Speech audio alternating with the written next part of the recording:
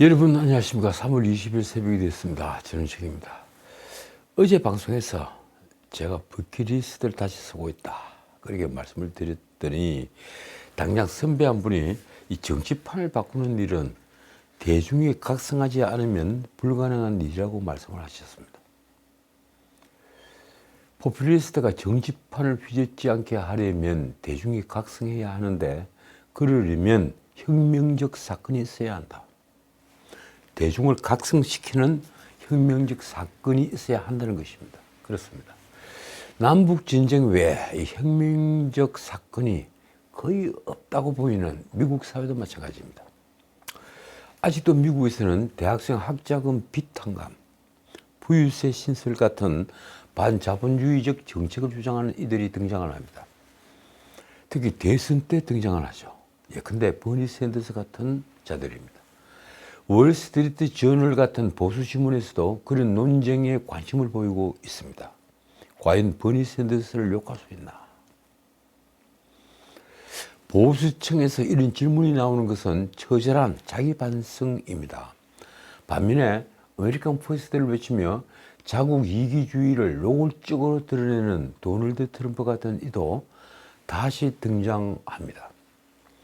하긴 자국 이기주의를 따진다면 조 바이든과 도널드 트럼프 둘 중에 누가 더 도덕적일까요? 요즘 미국 보수주의자들의 도덕성이 다시 논란을 부르고 있습니다. 예컨대 금융위기 때 부실 채권에 투자를 했다가 천문학적 공적 자금이 투입되었어야 살아난 미국 은행들은 성과급 잔치를 벌였습니다. 성과급을 국가에 돌려야 마땅할 텐데 말입니다. 뉴욕타임스는 이들은 포퓰리스트라고 정의를 합니다. 버니 샌더스 같은 극좌 포퓰리스트, 도널드 트럼프 같은 극우 포퓰리스트도 결국 월가 시위가 낳은 정치 분열이다면이다. 자, 말이 나왔으니 도널드 트럼프 얘기를 조금만 더 하겠습니다. 트럼프는 나흘 전이죠. 18일 노골적인 선동을 보였습니다. 유리관 공화당 후보이자 미국 전 대통령이 21일 체포될 것이다. 시위하라. 미국을 되찾자. 자신을 두고 한 얘기입니다.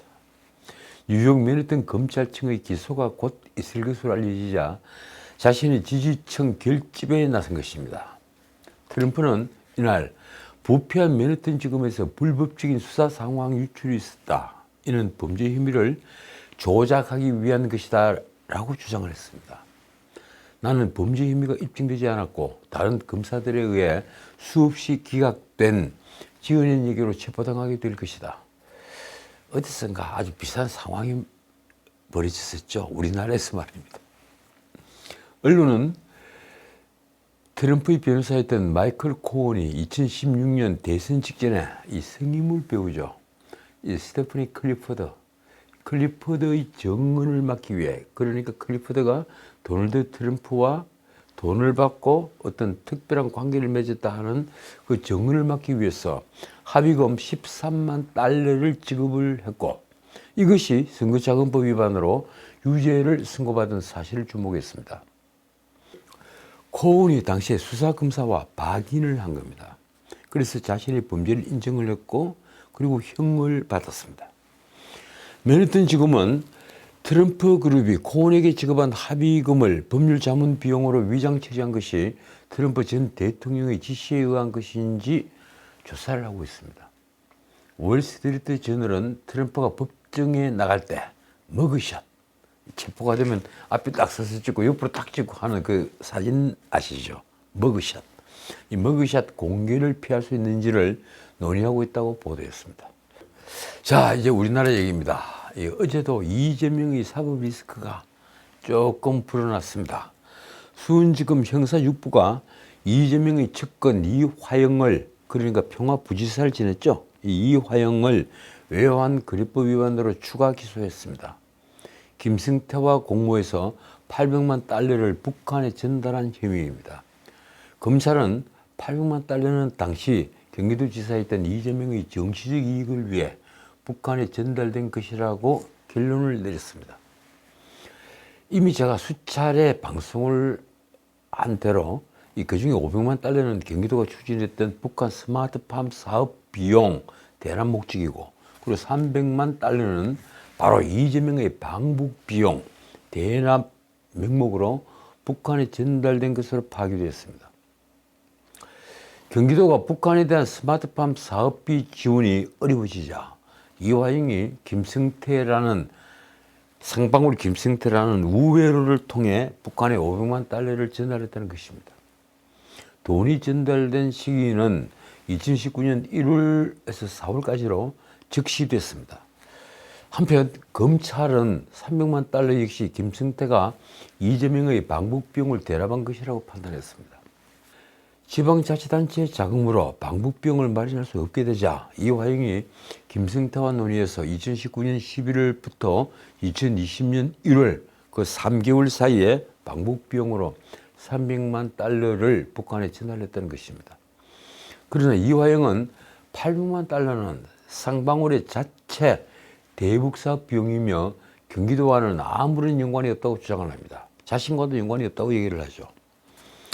자, 어제 방송에서도 말씀을 드렸지만 이재명 리더십이 위기에 처하자 문재인이 느닷없이 소환됐습니다. 3월 17일 박지원이 라디오에서 한 말, 이재명 외에는 대안도 없다. 바로 이 문재인의 말이 전현이라는 이름으로 알려지면서 마치 문재인이 이재명의 퇴진론에 반대 입장을 밝힌 것처럼 포장이 됐고, 그 뒤에 말을 계속 낳게 된 것입니다. 그래서 19일엔 역시 문재인을 만나고 온 박용진이 박지원과는 정반대되는 취지의 또 다른 전언을 해서 논란은 확대되었습니다. 망하는 집안은 이렇게 의외의 인물로 인해서 시끄러운 법입니다. 어떻든 박지원과 박용진 두 사람이 전하는 문재인의 메시지 내용이 서로 엇갈리자, 정반대로 엇갈리자 당 안팎에서는 문재인이 의중을 두고 설왕설래가 이어졌습니다. 도대체 문재인 전 대통령의 뜻이 무엇이냐?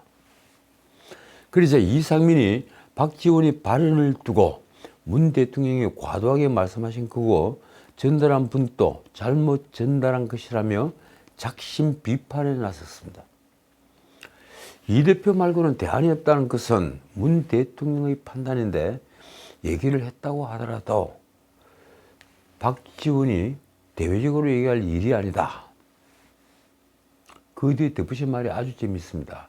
우리가 무슨 문 대통령 꼬붕이냐. 문 대통령이 지시하면 그대로 다 일사불란하게 움직이고, 저희들한테는 문재인 대통령의 뜻이니 아무 소리 말하고 들리는데 저희들이 수용하겠느냐. 모욕적이다. 문심을 전달해서 그대로 하자, 이런 주장이 모욕적이다는 얘기입니다. 그러자 어제 동아일보에는 아주 감칠맛이 나는 해설기사가 실렸습니다. 해설기사라기보다 그동안 사태를 정리를 한 종합기사입니다. 잊혀지고 싶다더니 너무 자주 등판하는 문. 이게 인터넷판 기사 제목이었습니다. 잊혀지고 싶다더니 너무 자주 등판을 한다. 그렇습니다. 최근에 문 대통령 너무 자주 등장을 하고 있습니다. 서점 주인이 된다고도 등장을 하고, 또 무슨 일로도 등장을 하고, 심지어 몇 달 전에는 풍산개 때문에 등장을 해서 온 국민을 실망시켰죠. 문재인은 정말 잊혀지기 싫은 사람처럼 보입니다.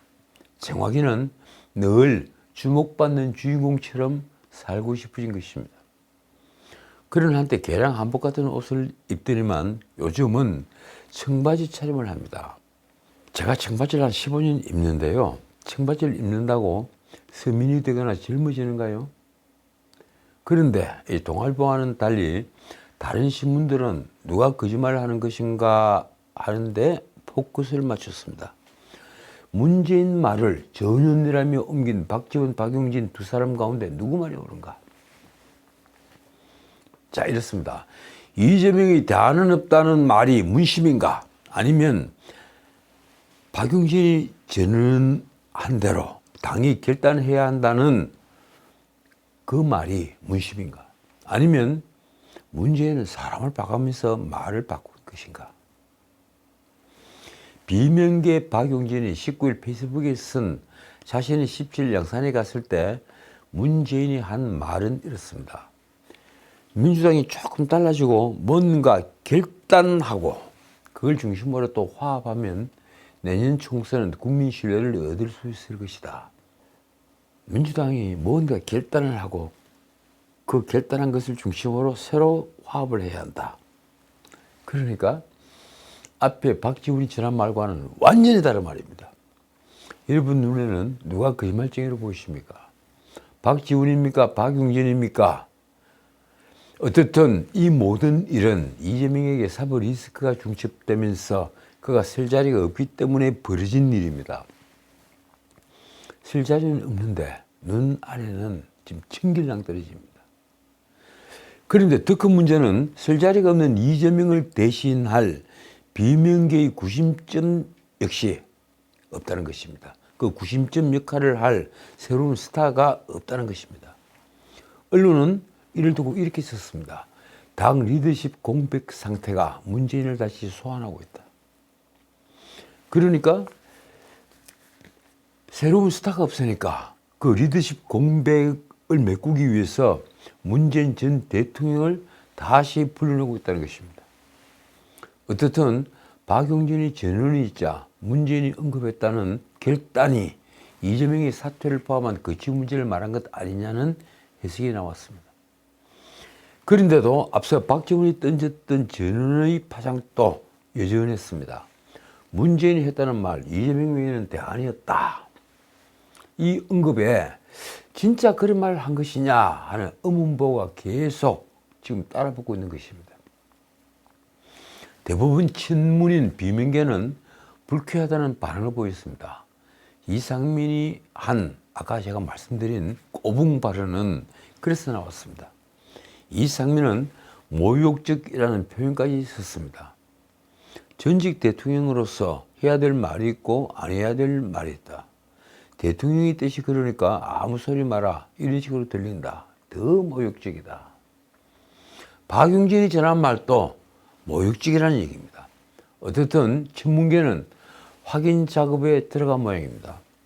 언론에 보도된 친문계 의원은 문재인은 절대 정치적 메시지를 직접적으로 말하지 않는다면서 이렇게 말했습니다. 확인해보니 이재명의 거취에 대한 것이나 또는 이재명 외엔 대안은 없다 하는 식의 언급은 전혀 하지 않았다고 하더라. 글쎄요. 그렇다면 여러분께서는 누가 거짓말을 한다고 생각하십니까? 제 의견을 말씀드릴까요? 제가 보기엔 거짓말을 하는 자는 아무도 없습니다. 박지훈도 박용진도 그런 말을 했는지 확인한 친문계 의원조차도 모두 거짓말을 하지 않았습니다. 거짓말을 한 사람은 다름 아니라 문재인입니다. 마음에도 없는 말을 아무 의미 없이 하고 그런 말을 했는지도 기억하지 못하고 있으니 말입니다. 어제 이재명에게 몇 가지 악재가 터졌습니다. 그 중에 하나, 이 페이스북에 남의 재판 녹취록을 올린 것이 문제가 되었습니다. 21일 수원지법 형사 11부 심리로 열린 이화영의 재판에서 검찰이 아주 이례적인 발언을 했습니다. 민주당 이재명 대표 페이스북 페이지에 이 사건 정인신문 조서 일부가 게시되었습니다. 매우 부적절합니다. 이게 무슨 말일까요?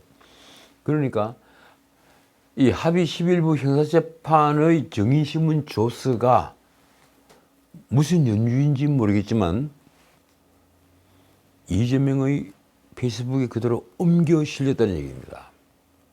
검찰은 이날 정인신문을 모두 마친 뒤에 재판부에 김성태 전 비서실장 A씨에 대한 정인신문조서 일부가 이재명의 페이스북에 그대로 게시된 경위를 밝혀달라고 재판부에 요청했습니다.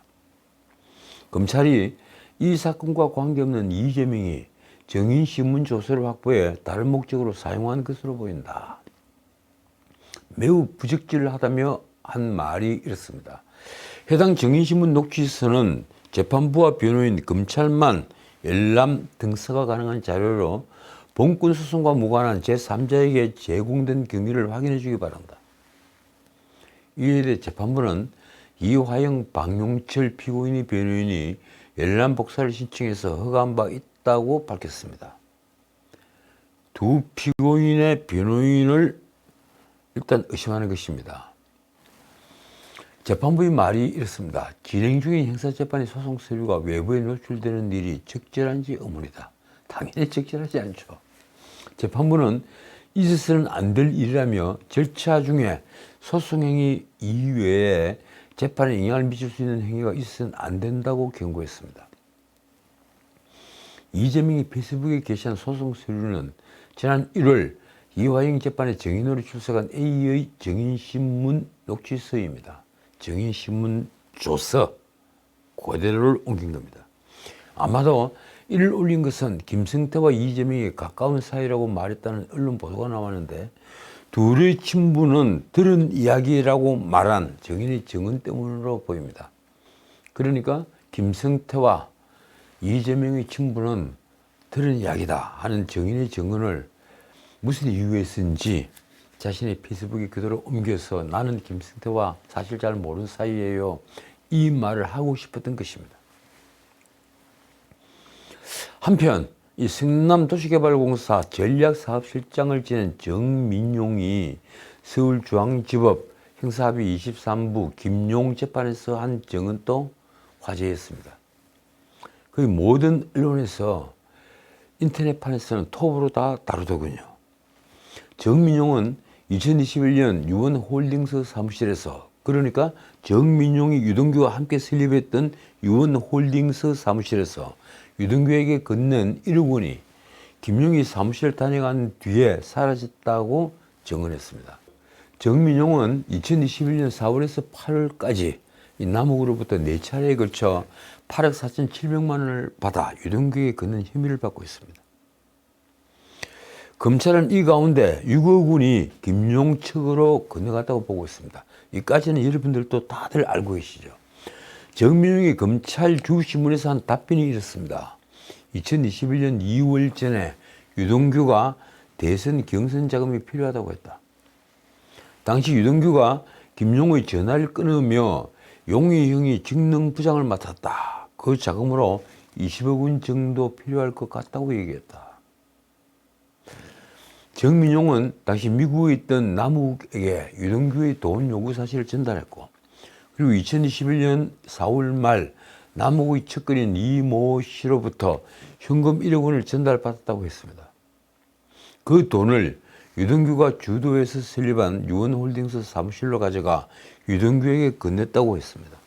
정민용은 돈을 가져온 이 씨로부터 현금 1억 원을 건네받을 때 돈이 영양제 쇼핑백에 담겨 있었는데 이 씨가 돈을 건네주면서 약입니다 라고 농담을 했다고 설명을 했습니다. 이에 자신도 며칠 뒤에 유동규에게 돈을 주면서 같은 농담을 했다고 설명했습니다. 정민용은 돈을 주면서 약 가져왔다고 했더니 유동규가 있다, 용의 형이 올 거야 라고 했다고 증언을 했습니다. 그리고 그 얼마 후에 벨이 울리니 유동규가 직접 나와서 문을 열어줬는데 김용과 함께 사무실에 5분에서 10분가량 있다가 김용이 나갔다고 진술했습니다. 검찰이 이에 조사 당시에 김용이 돈 받으러 온다는 것을 알아서 유심히 지켜봤다고 진술한 게 사실이냐고 묻자 정민용은 그렇다며 나가는 것도 지켜봤다. 그렇게 대답을 했습니다. 그는 당시 두 사람이 들어간 사무실이 투명한 유리문으로 되어 있어서 직접 본 것이며 김용이 남색 사파리, 그냥 외투 사파리를 입고 있었다고 구체적으로 증언을 했습니다. 그러면서 정민용은 자신이 이 씨에게서 건너받은 1억 원이 담긴 쇼핑백이 김용이 사무실을 다녀간 뒤에 사라졌다고 말했습니다. 말하자면 김용이 들고 갔다 이 얘기를 한 겁니다. 또 1억 원 전달 후에도 김용이 유동규에게 전화로 여러 차례 자금을 요청해서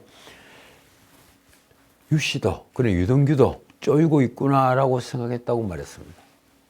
정민용은 이후에 같은 해 6월 초순에도 자기 거주지인 판교에서 이 씨로부터 현금 5억 원이 담긴 골프 가방을 전달받았고 며칠 뒤에 유원홀딩스에서 유동규에게 전달했다고 진술했습니다. 검찰에 따르면 당시 돈을 담았던 가방은 유동규의 거주지에서 발견이 됐습니다. 자, 이제 여당 얘기 좀 하겠습니다. 아니, 윤 대통령 얘기부터 하겠습니다. 윤석열 대통령은 어제 갑자기 생중계로 국무회의를 중계를 했습니다. 21일 생중계로 진행된 국무회의에서 한일관계 해법에 대해서 20분 훨씬 넘는 시간 설명을 했습니다. 그런데 기자회견을 하지 않으면서, 그리고 도어 스태핑도 이제 중단을 했는데 국무회의를 생중계를 한다? 솔직히 제게는 무척 낯선 풍경이었습니다. 어쨌든 윤 대통령의 말입니다. 작년 5월 대통령 취임 이후에 존재마저 불투명해져 버린 한일관계 정상화 방안을 고민해왔다. 마치 출구가 없는 미로 속에 갇힌 기분이었다. 그러면서 윤 대통령은 날로 치열해지는 미중 전략 경쟁, 글로벌 공급망의 위기, 북의 위협의 고도화 등 우리를 둘러싼 복합 위기 속에서 한일 협력의 필요성은 더욱 커졌기 때문에 마냥 손을 놓고 지켜볼 수만은 없었다고 말했습니다. 놀랍게도 윤 대통령은 저도 잘 아는 윈스턴 처칠의 말을 인용했습니다. 제 책상 유리 밑에는 이 윈스턴 처칠 사진이 놓여 있고 이 말이 적혀가 있습니다. 만약 우리가 현재와 과거를 서로 경쟁시킨다면 반드시 미래를 놓치게 될 것이다. 윤 대통령은 과거는 직시하고 기억해야 한다. 그러나 과거에 발목이 잡혀서는 안 된다고도 했습니다. 한일 관계도 이제 과거를 넘어서야 한다는 것입니다. 윤 대통령은 또 박정희 대통령의 한일 국교 정상화를 언급했습니다. 1965년이죠. 박 대통령의 결단 덕분에 삼성, 현대, LG, 포스코와 같은 기업들이 세계적인 경쟁력을 갖춘 기업으로 성장할 수 있었고, 이는 한국 경제의 눈부신 발전을 가능케 하는 원동력이 됐다. 윤 대통령은 균형을 생각했는지 1998년 김대중이 오부치 게이저 일본 총리와 정상회담을 통해 21세기 새로운 한일 파트너십을 선언한 것도 언급했습니다. 김대중 오부치 선언은 부침을 거듭하던 한일 관계의 새로운 지평을 열었다. 자, 오늘은 여기까지입니다. 이 짧은 코멘트 제가 몇 개만 하겠습니다. 사실 시간만 넉넉하다면 다 좀 풀어서 말씀을 드리고 싶은 어젠다들입니다. 국민의힘 주호영 원내대표는 20일 정치자금법 위반 등 혐의로 구속영장이 청구된 하영재의 체포동의안 표결 문제와 관련해서 이렇게 말했습니다. 우리는 지금까지 불체포 특권을 포기하겠다는 입장이었기 때문에 사실상 그것이 당론이다. 어제 방송 제가 말미에 이 문제를 언급을 했죠. 그런데 굳이 당론으로 할 필요조차 없는 일입니다. 자, 다음 문제. 요즘 여당 시세들이 모여 사진을 찍을 때 한 줄로 쭉 쓰는 걸 보면서 이상한 생각을 하게 됩니다. 북한과 중국에만 한 줄로 써서 사진을 찍는 이상한 풍습이 있는 줄 알았습니다. 근데 우리도 그러더군요. 김기현 새 지도부를 관저로 초청했을 때도 한 줄로 써서 기념사진을 찍었습니다. 총리 관저에서 당정 멤버들이 모였을 때 또 한 줄로 써서 사진을 찍었습니다. 점점 집단주의자들의 모습을 닮아가는 것은 무슨 까닭입니까? 제가 너무 민감한 겁니까? 자, 다음 주제. 60세에서 64세.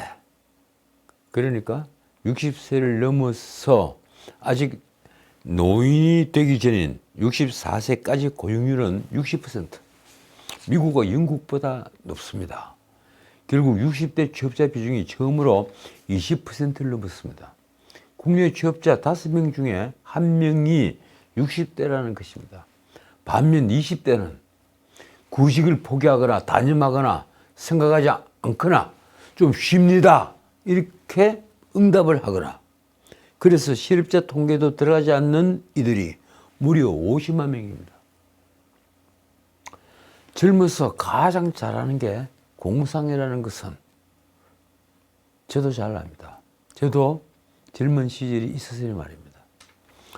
여야가 내년 총선에서 국회의원 정수를 현행 300명으로 유지하는 선거법 개정안을 국회 전원위원회에 올리기로 21일 합의했습니다. 이 문제 보통 문제 아닙니다. 의원 정수를 300명에서 350명으로 늘리는 조건에 선거법 개정안에 대한 국민 반발이 워낙 커지자 부랴부랴 진화에 나선 것입니다. 솔직히 우리 국회 제정신이 아닌 자들이 한둘이 아닙니다. 제가 말을 너무 심하게 하는 겁니까? 이 국회의원 정수 늘리자 해당 안을 냈던 자가 바로 김진표 국회의장입니다. 김진표 국회의장이 한 해명에 정말 기가 막힙니다. 절대 50석을 열리는 걸 당연시하고 그렇게 몰고 갈 생각이 없다. 지금 뭐 하자는 겁니까? 다만 김진표는 내년 총선에서 소선거구제를 유지한다면 의원 정수를 현재 300석에서 310석으로 늘리는 방안도 제시했습니다. 독일은 의원 수를 100명이나 줄이는데 불과 5천만 인구에 국회의원이 300명이나 됐으면 차고 넘치는 것 아닌가요? 선거구제에 대해서는 제가 다음에 제대로 한번 찍겠습니다. 다만 현재의 국회의원 수준이라면 제 생각은 이렇습니다. 우리 국회 200명으로 충분합니다. 지금까지 전우식이었습니다.